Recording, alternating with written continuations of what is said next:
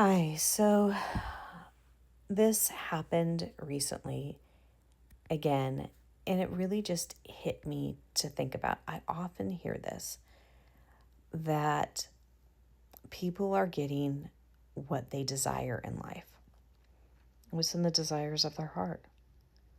And you may go, no, no, no, that's not accurate. Let me take a step back. I study personality, and I study it from a spiritual learning perspective. I study how people communicate, connect. I study what people are thinking. They're not what they're thinking, but their process behind thinking. So how do you process that information? That's what I study. And I study how does that come out? Most people, when they're studying personality, they study personality from a behavioral perspective. I'm studying it from the thinking. How are they thinking? How do they process that information to get to that behavior?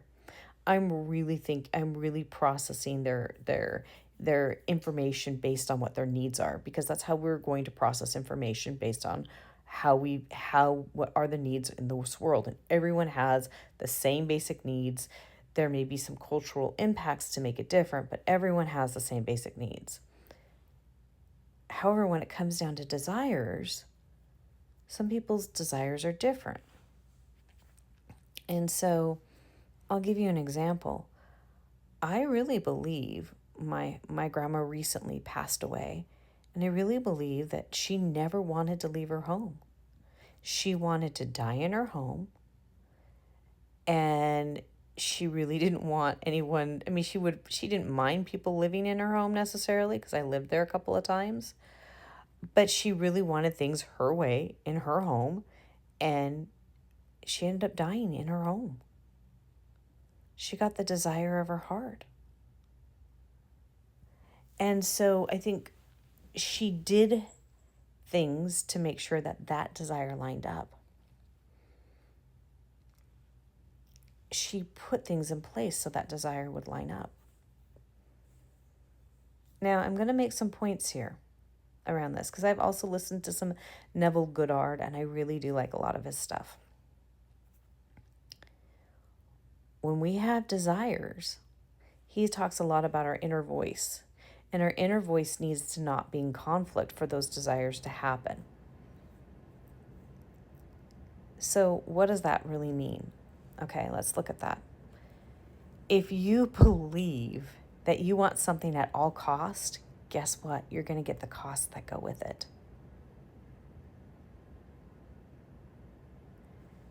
That is where this things can get scary, because you may want to, okay, let's say, for example, you want a home in Berkeley, California, and you want it to be on one of those hills, and it's couple million dollar home. And you're going to do whatever it takes to get that home. Whatever it takes. You may end up working 70 hours a week. But you're going to do whatever it takes. You may end up doing some things that you would have never done to get that ethically. But you want that no matter what it takes. You get what I'm saying? Because your heart's going to have you align with that. Now, there's also the other one. You know what? I've seen what people do. I've seen how that people are mean, and when you get money, I've seen how it warps you. So then you block it. You can't get that desire of your heart. So we're talking about this, and I'm sure a lot of people already know these kinds of things. But then here's the other one. You know what? I see that 85 to 90% of CEOs are white men. I think some more women need to get involved, and I'd like to be a CEO, and I want to do it in a way that is morally ethical. I want to do it in a way that is going to, where I still have work-life balance. I believe it's possible. I want to do it in a way where I'm respected, and I believe these things are possible, and these are and I'm going to meditate. I'm going to create feelings to make this happen. I'm going to figure out how my personality particularly manifests. because I can teach you how to do that too, because there's different shapes, and the way we manifest is really quite cool when you understand the processing behind it. And then I'm going to go do that.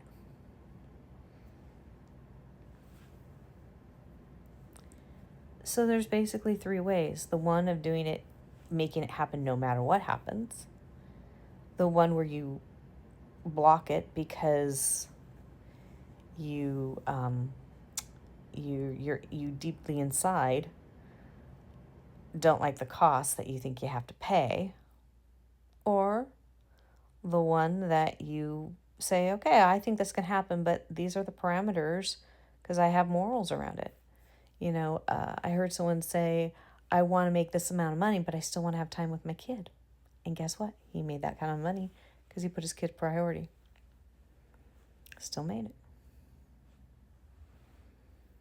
You see what I'm saying?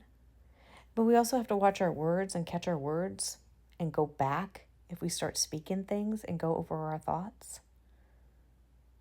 Are our thoughts aligning with what our desires want to be? Because our words are going to tell us where our thoughts are at. We have to learn how to listen to our words. This is why I spend so much time on listening to people's words and listening to my words, because people's words are going to influence my words and influence what's in my heart. But it's also going to, that plays a factor, but it's also going to influence, and not only influences me, but it just influences so much. And so I choose to be aware of what I speak, what I'm thinking. And do I have a lot of work to do? Yeah, I do. But I know it. And in that, it gets exciting because there's so much. And I catch myself all the time. Is it getting easier? Is it getting better? Yeah. I hope this video was helpful. But I am going to encourage you that everyone is usually getting the desires of their heart from what I'm seeing. The only reason they're not is because they're doing things to block it themselves personally. But everyone is getting the desires of their heart. So on that note, I'll see you next time. Bye for now.